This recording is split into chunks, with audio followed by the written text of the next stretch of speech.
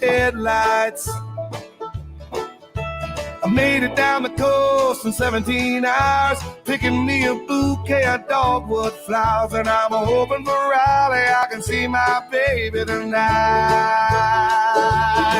So rock me, mama, like a wagon wheel. Rock me, mama, any way you feel. Hey, mama, rock me. All right, so we welcome you right back into the game here in Tuscaloosa. Tide 100.9, the home of Alabama Crimson Tide Sports. He's been a coach, he's been a scout, he's been an administrator. He's LandryFootball.com, and we welcome in Chris Landry right here into the game. Hey, Chris, I hope all is well. Hopefully you've had a great week, my friend. I have. I hope you have as well, and ready to get after it again. Absolutely. Alabama played pretty good in that bye week, though, didn't they? Yeah.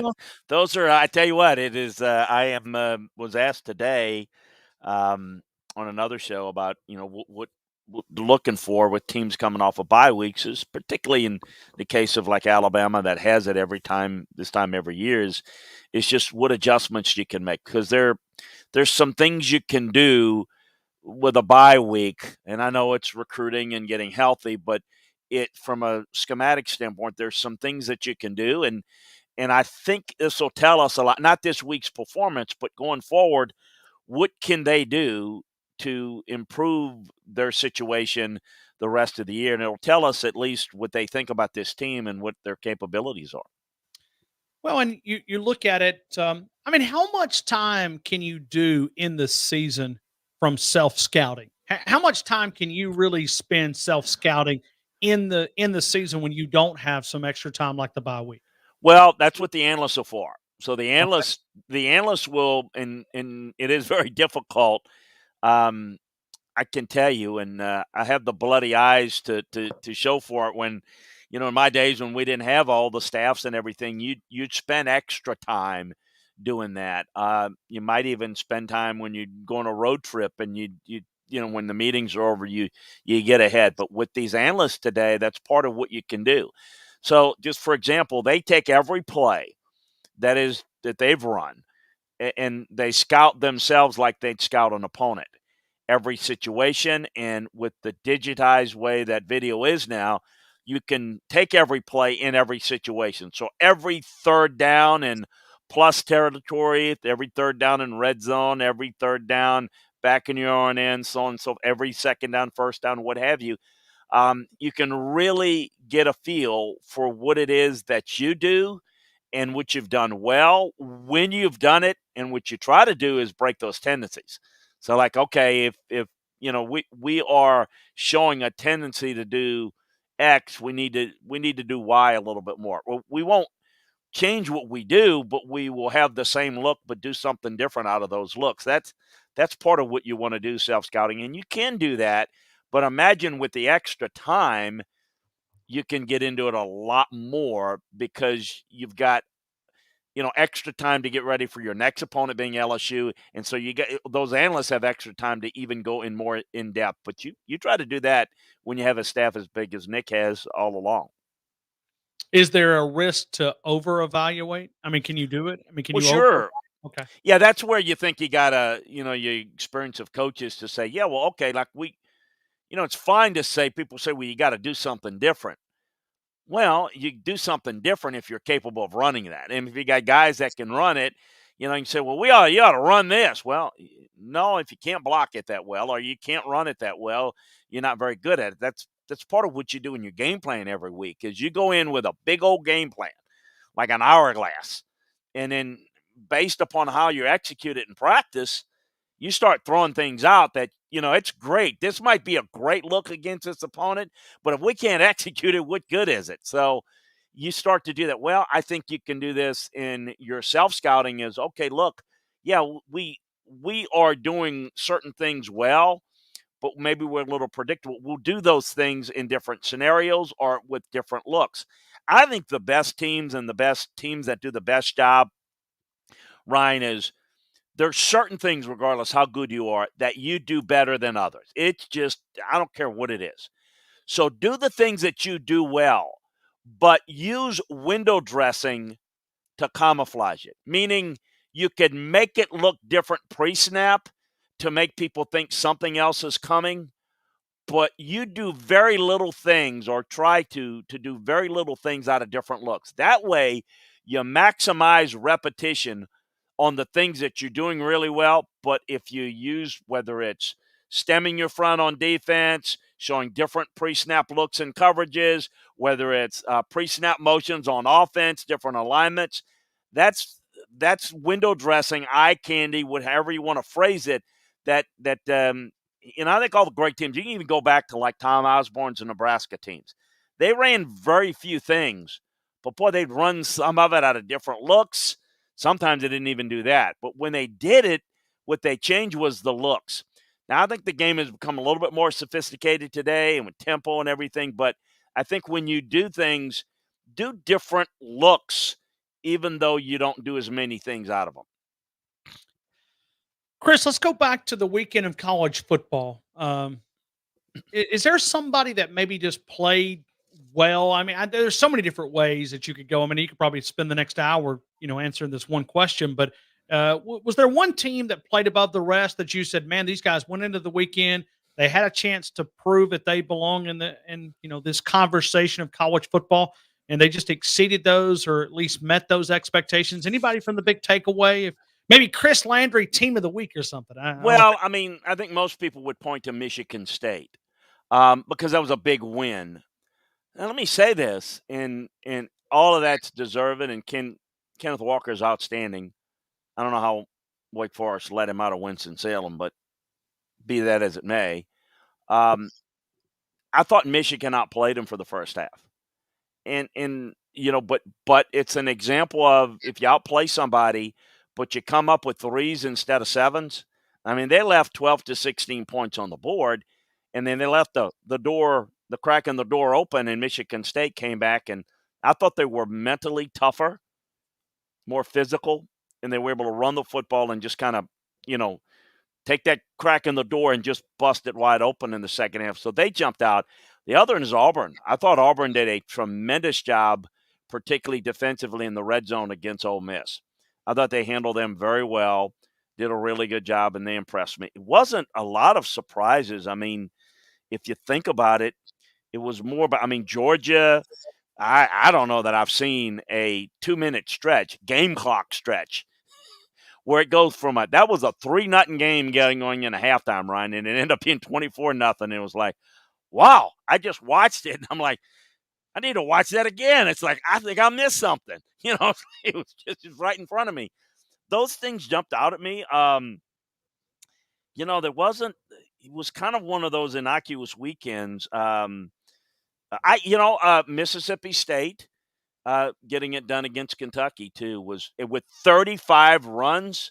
Mike Leach, that was like, oh man, I had to by surprise, right? Yeah, I almost broke my chair falling out of it a couple of times. When he got up to 35 runs. I think that jumped out at me more than anything this past weekend, in a weekend that was devoid of, a lot of great drama or great games. I never want to play too much in a press room because there's things that, you listen and you're like, okay, well, maybe that's not what he really meant. That's maybe not what he really meant. Maybe it was something else.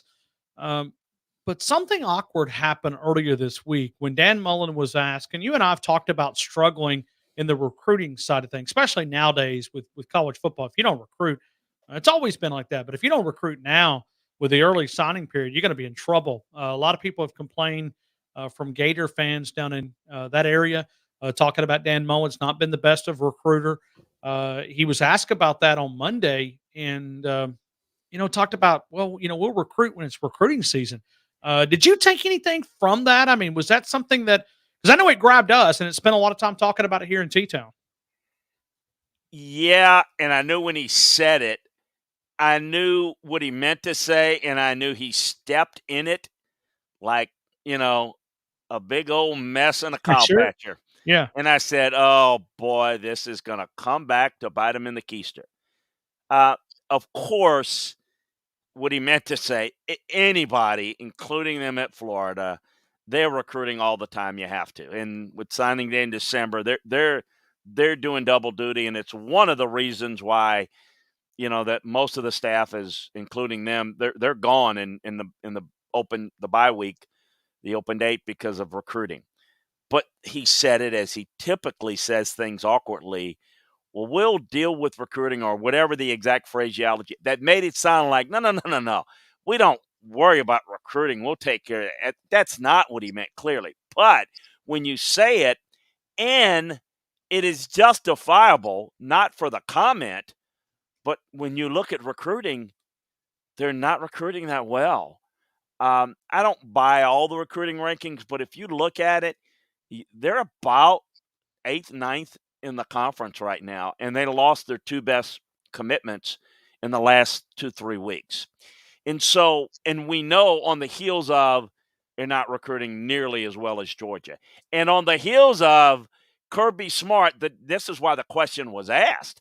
Kirby Smart, after the game, was asked about players and recruiting, and Kirby said after the game, how it's all about players, and players makes coaches and all that. And then you got Dan that doesn't want to talk about it. I knew he was going to get hammered. And look, I think he needs to get hammered for the fact that he's not recruiting well. I don't necessarily think it's a big deal that he doesn't want to talk about it. And then I think he said on today's teleconference, I heard somebody sent me a note that the first thing he did was, I guess when he was on, is amend his statements, Ryan, that I meant that I didn't want to talk about recruiting. And I do believe that. But the bottom line is there's going to have to be substantive changes there on the staff, not just Todd Grantham, but I'm sure you know who Tim Brewster is, but Tim is a well-known recruiter. He is very unhappy. I think he's unhappy I think a lot of the staff's unhappy. I think we're going to see massive changes on the staff. I don't know that Dan will ever change, but he's going to have to look at how he's doing things. And they're going to have to look at from stem to stern on how they're doing things in the program. And it starts with recruiting, because I don't know that I would go so far as to say that Dan, doesn't care about recruiting. I think he does. But I think he loves the idea of winning games with perceived less talent. Ryan, that only lasts so long. You know that. That doesn't get it done. And so if you're going to want to be at a developmental program, you should have stayed at Mississippi State. If you're going to be at Florida, you better recruit at the highest level, because they can, and you better coach at the highest level. And right now, he's being out-recruited and out-coached.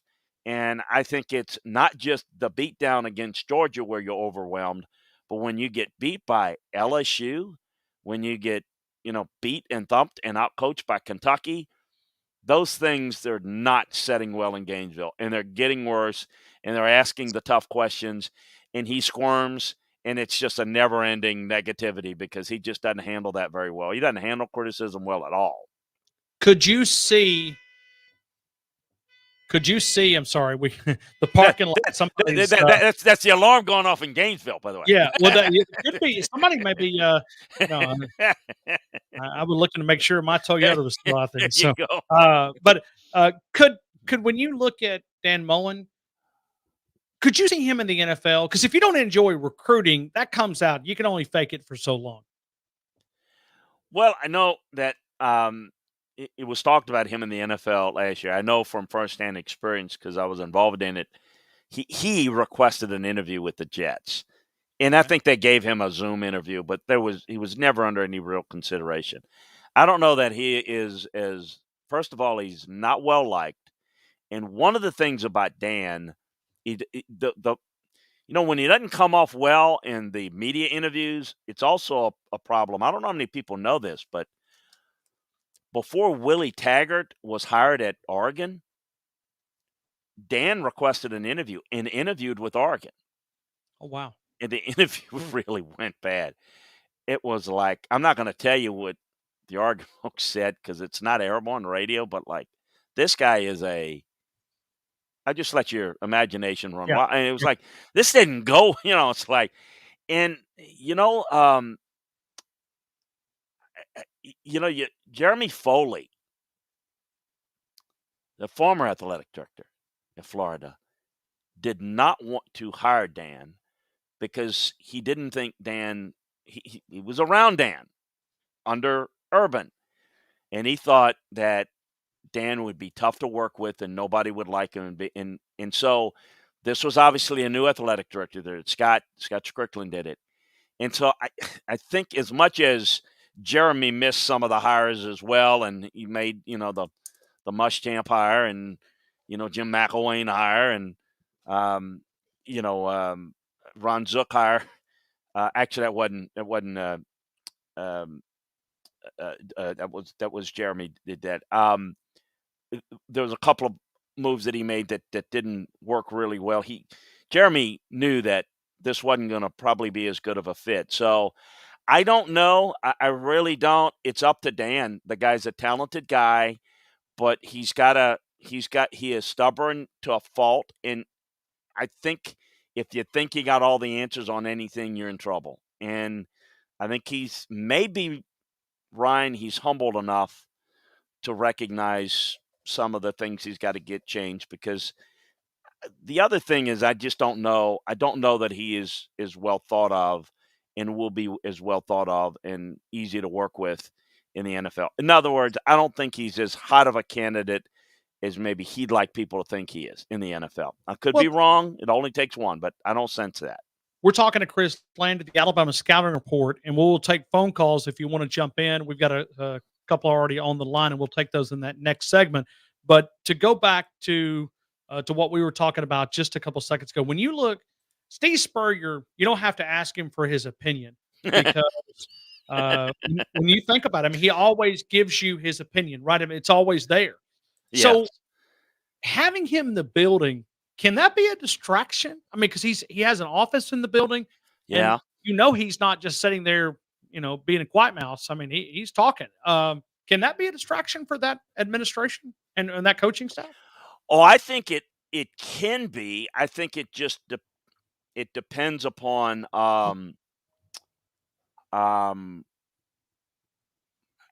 it just depends on again how involved. My sense is that he's embraced that Dan has, but I'm not there. I don't know. I mean, I've seen it happen before. When Michigan tried to hire me when Gary Moeller was the head coach, and to my surprise, it's called the Bo Schembechler football building. And so, okay, I could understand that they had an offers for Bo there, but I didn't realize when I went to the interview and Bo was retired, Gary Moeller was the head coach. Bo Schembechler was there, and he says, "I want to visit with you." That's what he said. It was like I didn't realize he was that involved, but he was. Those were his guys. Steve is not. It's not one of his guys. Again, I don't know if the personalities, knowing Dan's personality and Steve's personality, I could see that being a clash. But I haven't heard it as that. And I don't know that Steve has butt in as much. I think he's there. But, I could see Steve saying, I mean, could you imagine Nick Saban in the building here? I mean, let's say that he retires and he just has an office here and comes in. He's a fundraiser guy. I mean, forget about if he say anything. Just being there would be a shadows. Yeah. The shadow's large. No, I think there is something to that. But I don't know that I think that certainly wouldn't explain the ineffective recruiting and the ineffective coaching. I don't know, and I'm not, and I know you're not saying this. I don't think it's Steve Spurrier's shadow that's causing Dan Mullen's problems. I think it's Dan Mullen's can't get out of his own shadow, can't get out of his own way personally. But yeah, I don't think that's ideal. Even though he's there as a ambassador. Yeah, I think that can be awkward. It would be awkward. I could see that. That's Chris Landry. This is the Alabama Scouting Report. We will take calls if you want to tweet at us a question, things that we want to work in. We'll get to Tom coming up in a couple of minutes. Those phone lines open at 205-342-9904, 205-342-9904. That is Chris Landry. I'm Ryan Fowler. This is Tide 100.9, the home of Alabama Crimson Tide Sports. Tide 100.9 traffic. From the Townsend Nissan Traffic Center, Alabama 216 is closed by an overturned 18-wheeler that's blocking the roadway just above Hurricane Creek Park. Alabama State Troopers are trying to divert traffic. Please use an alternate route. We have another wreck on US 82 westbound before Shelley Hughes Road in Buell. If you see other conditions, of course, give us a call, 205-886-8886. Townsend Nissan is taking care of business with an amazing selection, low finance rates, extra rebates, and they really want your trade. Go see them. I'm Captain Ray. My friends up at Rustic Rehab can help you with your Christmas shopping. Let them worry about the shipping for you. You don't have to stand in the long lines waiting. Plus, they're going to have Father Christmas again this year. Their website is therusticrehab.com. And you can go online, you can order, and they will ship it out for you. therusticrehab.com. They're ready to decorate your home for fall, Thanksgiving, and Christmas. Go see them today on Highway 69 North between McFarland and Union Chapel on the left. Shantae, can you sweep that, please? Mina's salon business is growing faster than she can keep up with. She needs a new shop manager before her bookings go out of style. Curtain bangs and balayage would look so good on you. Just hang on one second. Can you please answer that? Indeed can help her hire great people fast. I need Indeed. Indeed you do. Instant Match instantly connects you with quality candidates whose resumes on Indeed match your sponsored job description. Visit Indeed.com/credit and get $75 towards your first sponsored job. Terms and conditions apply. Open enrollment for healthcare.gov is here. If you're uninsured or have a job that doesn't offer insurance, check out healthcare.gov. Due to a new law, prices are lower and more people qualify. Now, 4 out of 5 customers pay just $10 a month or less with financial help. It's easier than ever to find the right plan for you, and millions of Americans just like you have already enrolled. New law, lower prices, more people qualify.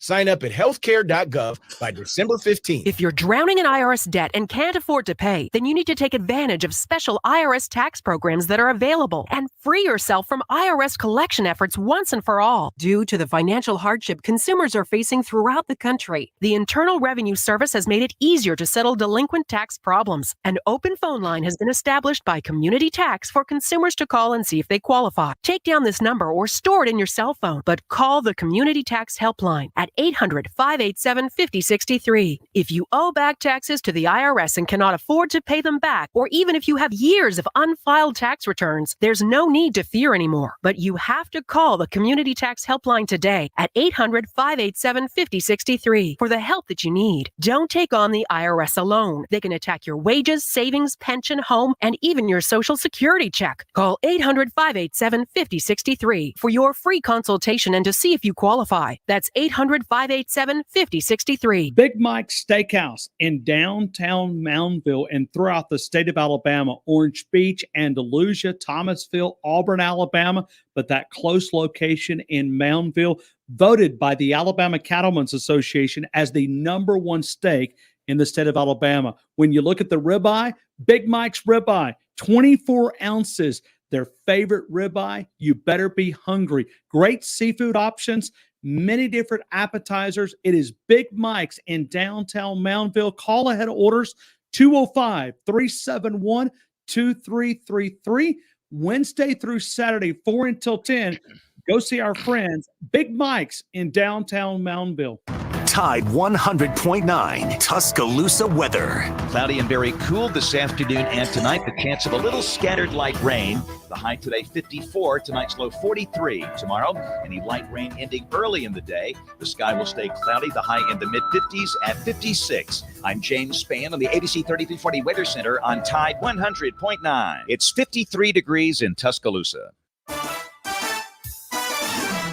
Are you ready for some more Roll Tide? Then Tuscaloosa Toyota has your ticket. This fall, we're cranking up the Bama giveaways on Facebook and on TuscaloosaToyota.com. New for this season is Tuscaloosa Toyota's Be Our Guest contest for the Hey Coach radio broadcast. You and 3 friends can win seats at the front and center table at Baumhauer's Wings, get $100 in free food, and the winner gets memorabilia autographed by Coach Saban. Register today at TuscaloosaToyota.com. Tuscaloosa Toyota's Junior Team Captain Contest is back for another season also. Your child could be at midfield with players and coaches during the coin toss at all Bama home games. The winner gets game tickets, an official Bama jersey, and much more. On Facebook, we'll have home game football tickets, autographed jerseys, helmets, footballs, and more. Make sure you visit our Facebook page each week to get registered and stay updated on all our contests. Log on to TuscaloosaToyota.com.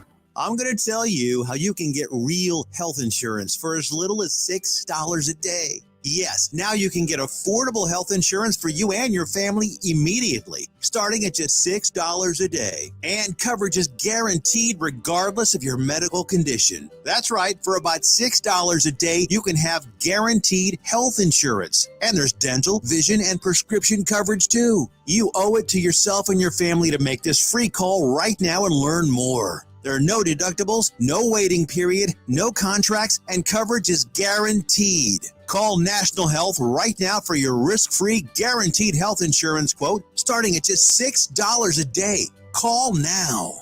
800-608-1830. 800-608-1830. 800-608-1830. That's 800-608-1830. Paid for by GoHealth.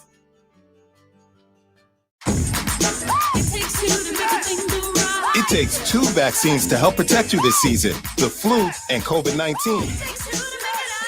And now you can get both shots at the same visit. Learn more at cdc.gov/vaccines. 2020 was an unrivaled Alabama football season, going undefeated, winning 11 SEC games, overcoming all the challenges of the year. Daniel A. Moore has just completed his preliminary pencil sketch of Unrivaled, his upcoming tribute in oils to Alabama's 18th national championship. See it now at newlifeart.com and celebrate the ultimate team with an heirloom quality fine art print or canvas of unrivaled quality.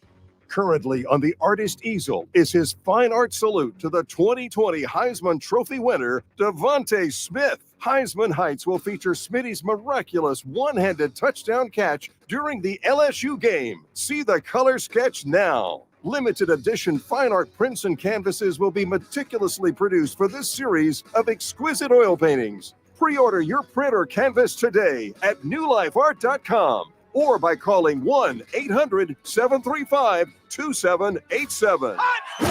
Your home for Alabama Crimson Tide football. Tide 100.9 and streaming on the Tide 100.9 app.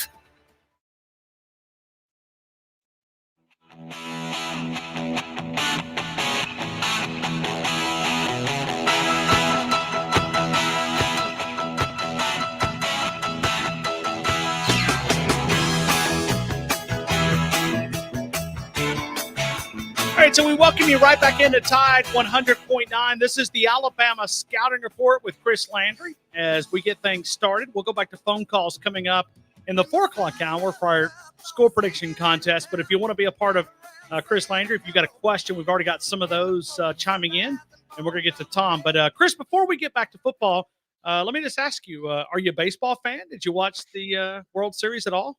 I did. I had it on and was watching some MAC football. I had 3 games last night. I did have it on, and like a lot of folks, when I grew up, we didn't have the cable wasn't out, and so I watched the Yankees because they were on TV more than most. And then when cable came in, you could see the Cubs and, of course, the Braves. So like a lot of people in the South, they are the South team.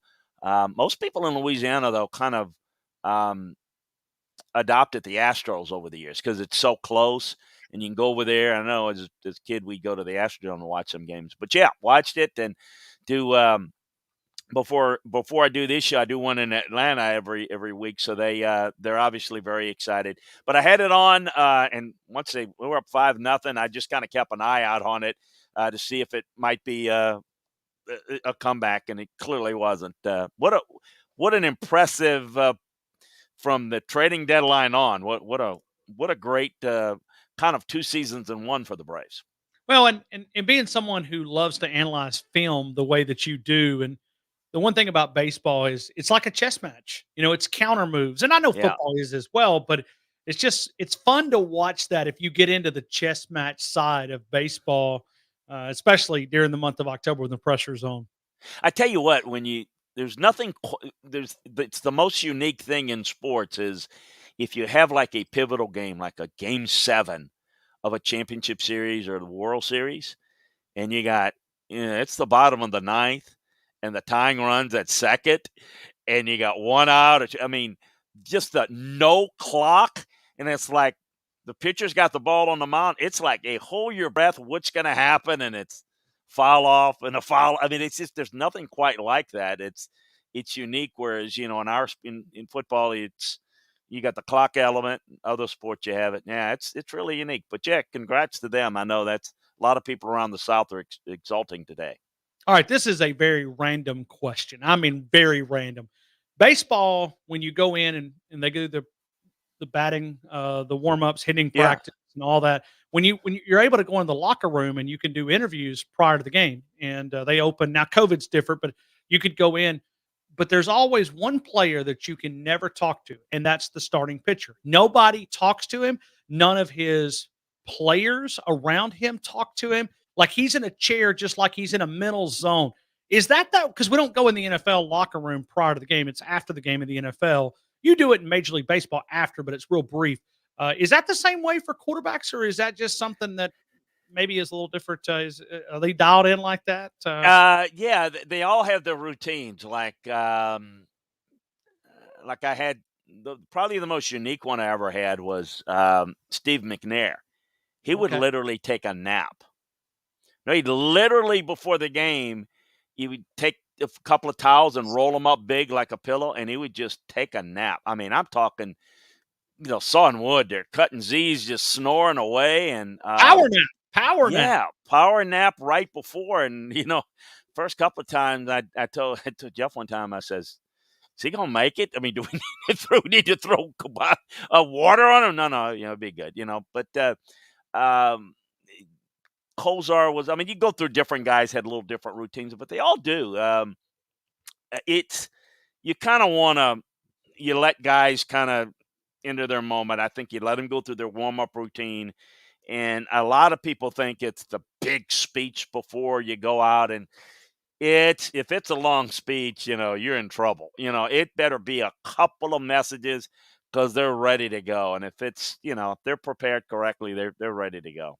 Well, one of these days we'll get a locker room guy on because it's kind of funny, all these different superstitions. Like, they got to have their cleats like this. And I'm sure it's this way for football, but it's like, you got to have them lined up. And there's even baseball players, I know it is for football, they'll come in and take a shower before the real game and change in a complete different uniform and different shit. It's weird to see all that preparation. Oh, a certain shirt that you put underneath your shoulder pad, and it could be like I don't know, it could be a shirt with 20 holes in it, but it's the one that I gotta have that, like that, and then just little things like, certain people, it's got to have coffee and a little extra caffeine before to get them going. Or here's the other thing that people, there's this huge bowl, thinking of trick or treat, like think of a big old trick or treat in a hollow, and it's filled with gum. And it's like, it's certain types. Like Sean Payton, I know Sean, he likes juicy fruit gum. And it's like, I've seen him where somebody makes a mistake and it's a stick of spearmint, and he will take that out like you just put the nastiest thing. It's like, in it, I said bleepity bleep juicy fruit gum. It's just like little things like that. There's a lot of superstitions, but I think baseball, it's don't step on the third base line going in or out, and I don't think we have that too much. But how you do that, and what you say, a lot of guys eat the same thing pregame meal, which could be marinara and pasta at 6 a.m. If it's a morning, it's just kind of whatever your routine is. That's Chris Landry. Let's go to phone calls here, and we'll try Tom. Tom, you're on with Chris Landry. Tom, I hope all is well. Everything's good, Ryan. How are y'all? Thank you for my call, Chris. Thanks, Tom, for calling. I'm doing great. Yeah, Thanks for calling and listening. I always, I really enjoy Wednesdays, the Alabama Scouting Report. I appreciate your work. Well, thank you. Appreciate you listening. I got a question though. I want to ask you something. Now, look, if you talk X's and O's, you're over my head. Okay, I'm John Q. fan, by the way. In case you never met John Q. fan, I'm John Q. fan. Okay. And I don't know crowd, but I do have questions. And my question is about Alabama. You know, through the season, this team has been really interesting to me because there's times, for example, at Florida, we go out there and we kill them 21-0 before the half, right? Right. And then we kind of, I don't know what happened. But anyway, Florida made the game out of it. The Tennessee game, another example I wanted to use is they come in, they're averaging 250 yards a game rushing. And we just shut them down and stop their rushing attack. And, of course, it was other weird things that happened in the game. Here's my question. We're sitting here watching Alabama play at times as good as we think they can play. We think, man, this team, they can go all the way. And then there's other times you go, have they ever played football before? and you're scratching your head. But, Chris, I think that this team, if it all comes together, this could be a very dangerous football team. I agree with you. I think you're more perceptive than you give yourself credit for, first of all. No. It is a little perplexing watching them myself, and I can tell you that coaching staff is a little perplexed. I think there's and this is not excuses, it's just reality. There are a lot of young guys, and when you have younger guys, you don't know what you're getting. I mean, it's a lot of inconsistency because you sometimes put things in and they don't handle it well. And what I mean by that, it's not just all, well, they got a bad attitude. No, it's they're trying hard, but they're not as comfortable. They're not, sometimes when you have veteran leadership, they've been through enough practices and games to know how to run things a certain way and to make adjustments. And when you're younger guys, sometimes there is a little bit of a fear for, I don't want to be the one to screw it up. I don't want to make the mistake. And a lot of what happens is I say this all the time, you never are the same. If you beat the same team, if you beat different teams 30-0 every week, it doesn't mean you're the same. You will look a little bit different when you put it under the microscope of the film, but it's how you're able to adjust. And, I always will say, and I get it. As a coach,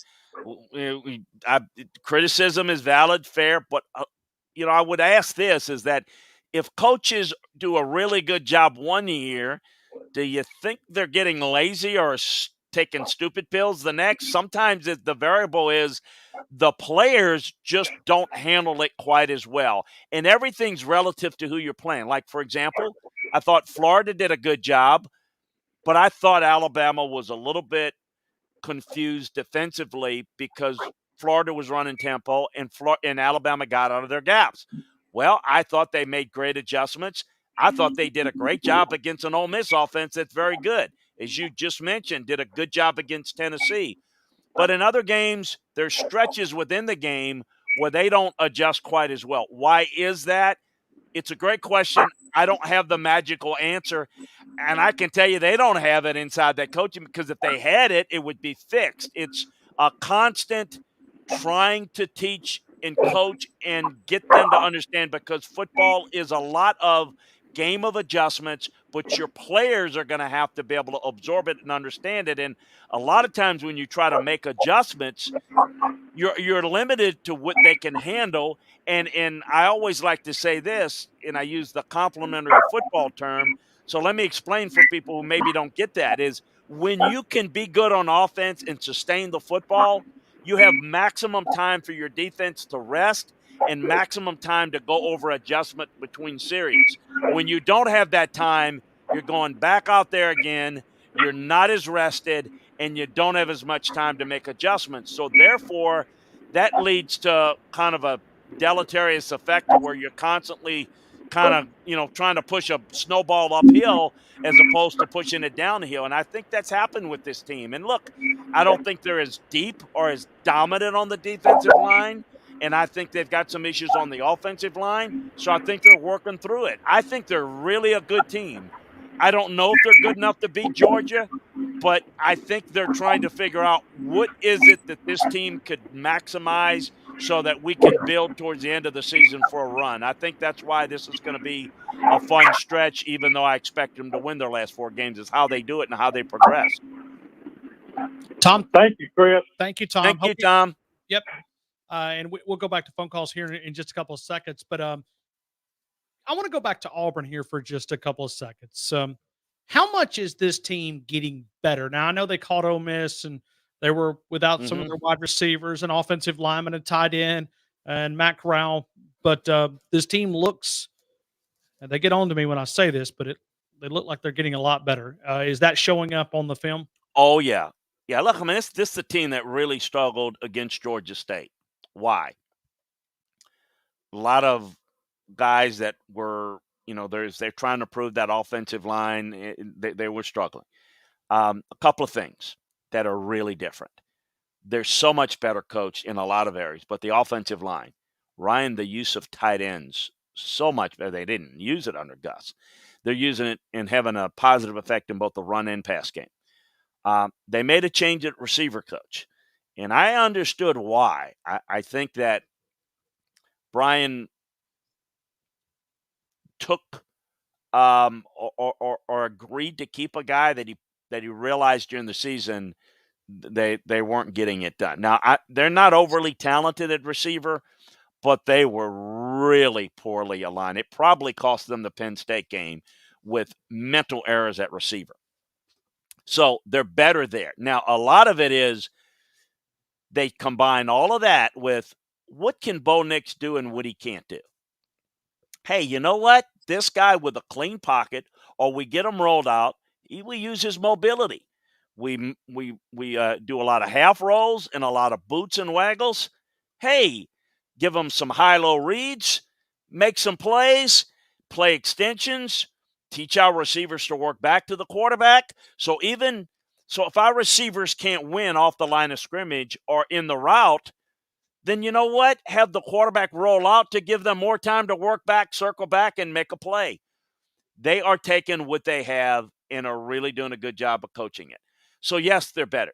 Does it mean that they're going to win out? Heck, I think A&M's more talented. So I think winning this week with A&M coming off a bye, I think that's a tough game. I think Mississippi State's a tough game.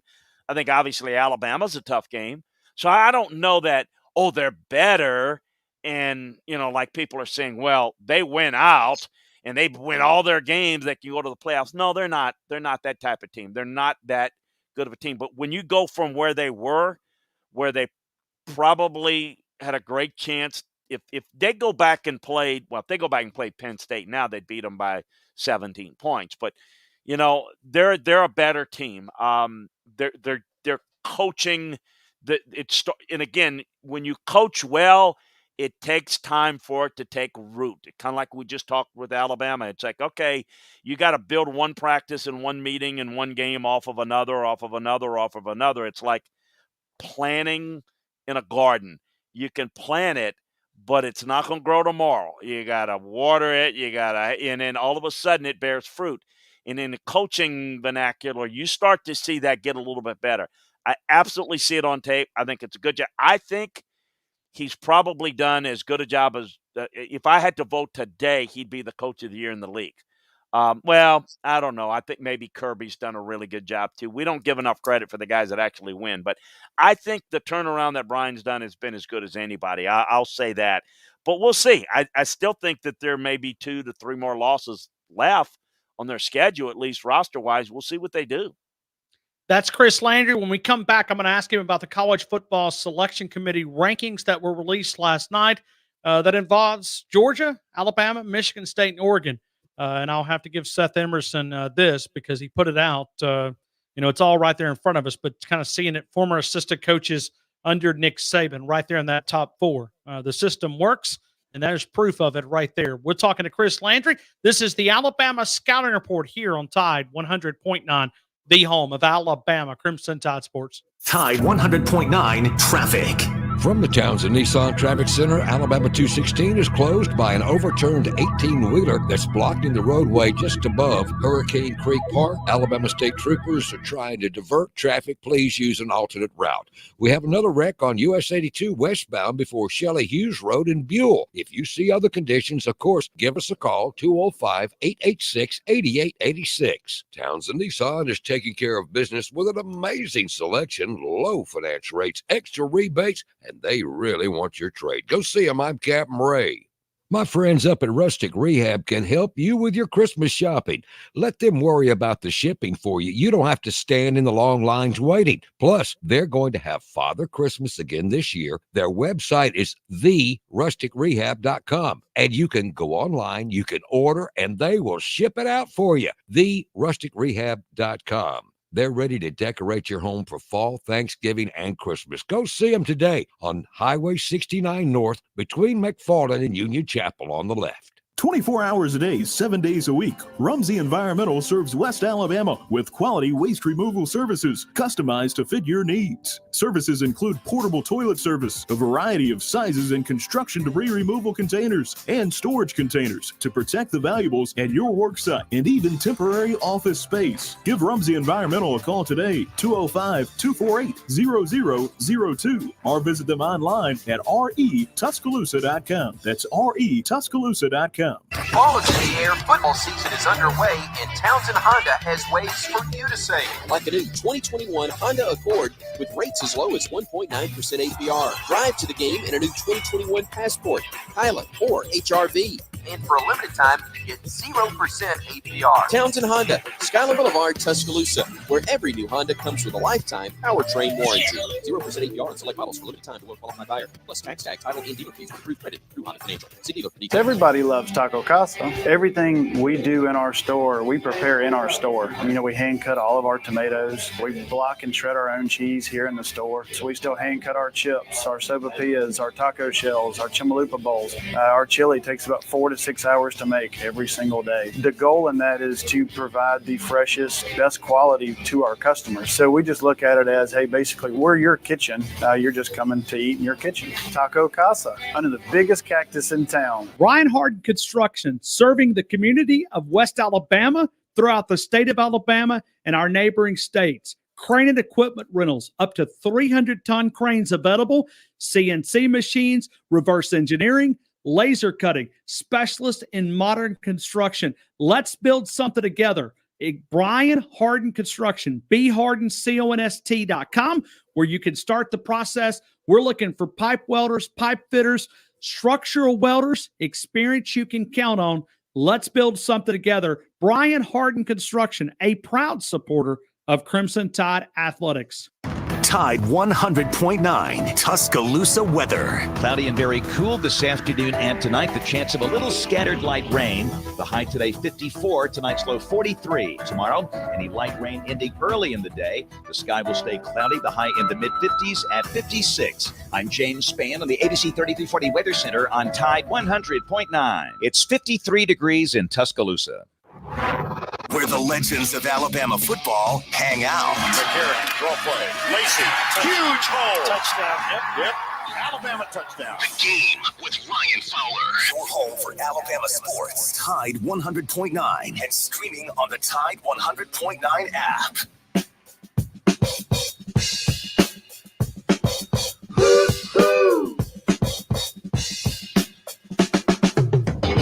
This is a story about Billy Joe and Bobby Sue.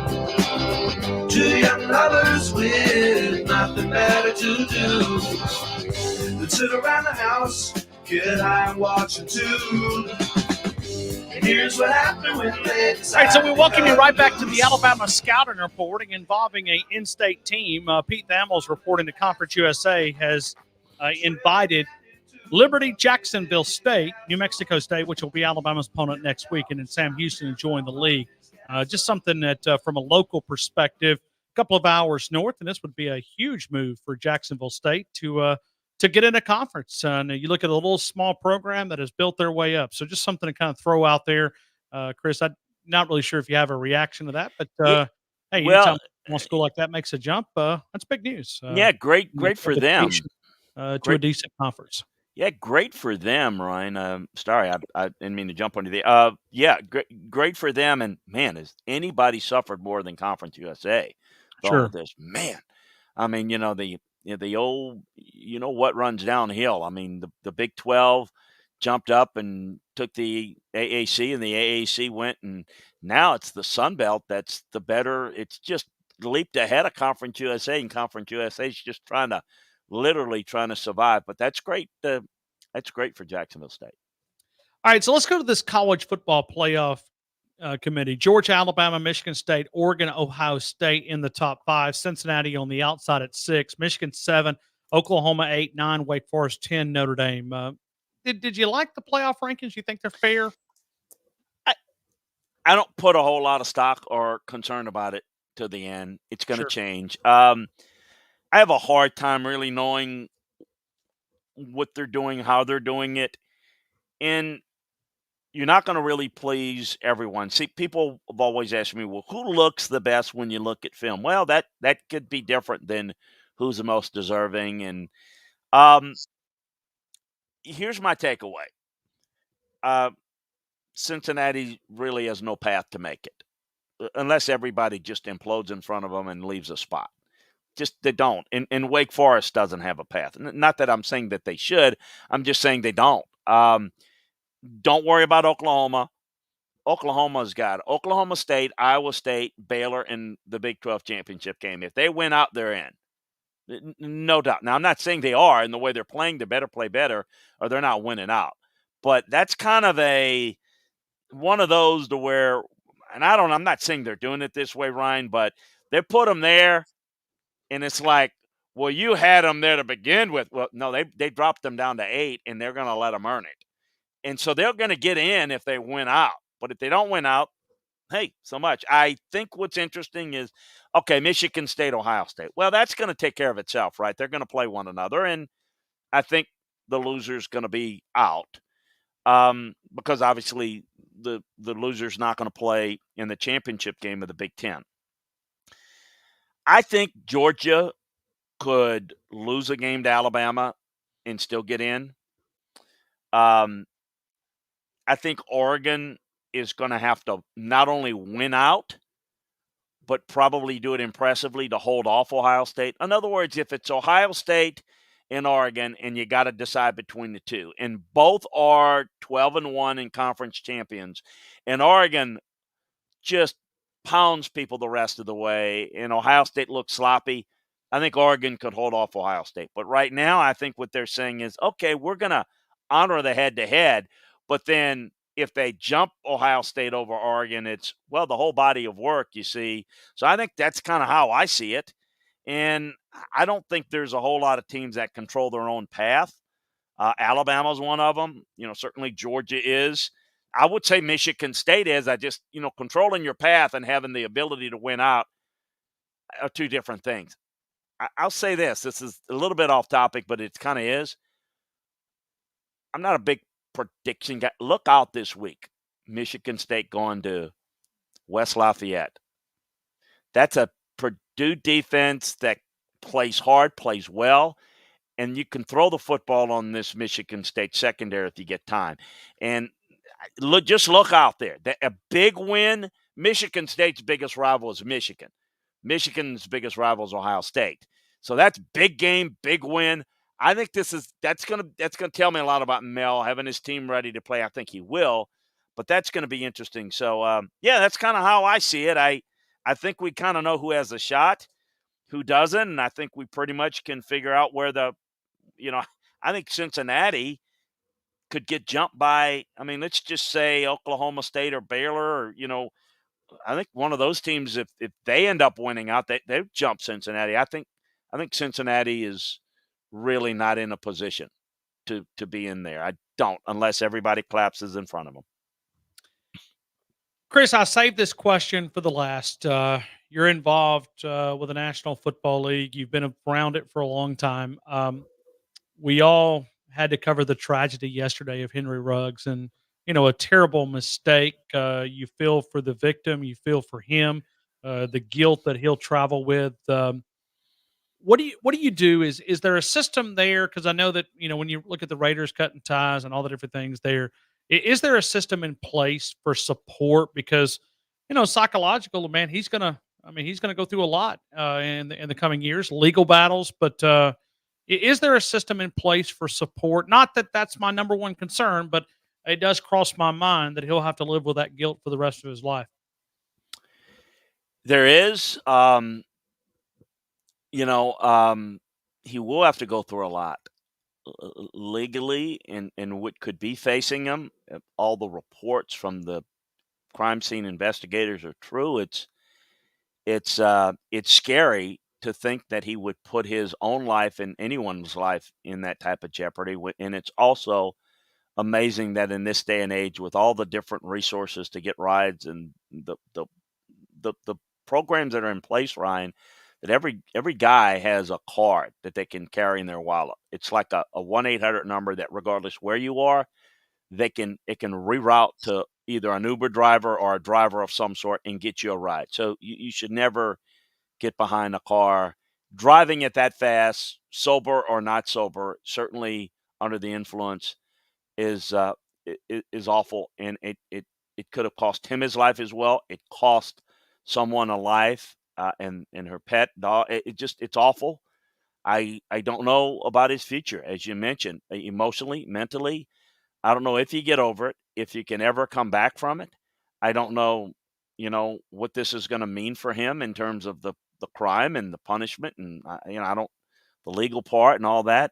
That'll be determined. But yeah, there are going to be avenues to try to help the young man and to deal with what happened. We talk a lot about tragedies and we talk about it in a goofy football sense. This is a tragedy. Sure. This is a tragedy on so many levels. So much was lost, starting with the loss of a life, foolish loss of a life, a risky loss that may put his life, in his career, in his future in jeopardy. And for what? For what? I mean, and yet we have to, and this happens a lot, Ryan. Unfortunately, it doesn't happen in the result like this, but a lot of guys take this risk. It's not going to happen to me. I can do it. I got this neat little ride that I want everybody to see. Why, Henry? Why? I mean, it's a little too late to be asking that, but I just keep thinking, why? So much has been lost. It's heartbreaking on so many levels. It's been a tough week. That's clearly on a different level. But, Calvin Ridley's decided to step aside a little bit, and Derrick Henry's dealing with a physical injury. Yeah, it's been a tough week for Alabama guys, but nothing matches that. I was just beyond shocked, and I'm still am a little bit. It's still not quite registering, even though I've written about it on LandryFootball.com and have it in the notebooks. I still don't quite fully believe it. Tell me about LandryFootball.com and everything that you guys are able to offer there. Well, we cover all the news. So whether it's, Odell Beckham's future in the Browns and what's going on there, whether it's the details and practices around the country in college football and getting ready for the games this weekend, recruiting, the draft, you name it, we got it all for you. The film room breakdowns. Obviously breaking down what happened in the games last weekend, breaking down what's coming up this weekend, all the podcasts, everything for you. It's like having your own magazine, scouting department, coaching department for less than a magazine subscription. So if you like football, you're going to love LandryFootball.com. That's what we say. That's our motto. And so check it out. A lot of stuff. We think you'll love it. Chris Landry, I appreciate you. I hope you have a great rest of your day. Thank you for being part of our show. Thank you. Appreciate you. And it's Landry Football on all the social networks, LandryFootball.com. We'll continue with more of the game. Tide 100.9, the home of Alabama Crimson Tide Sports. Are you ready for some more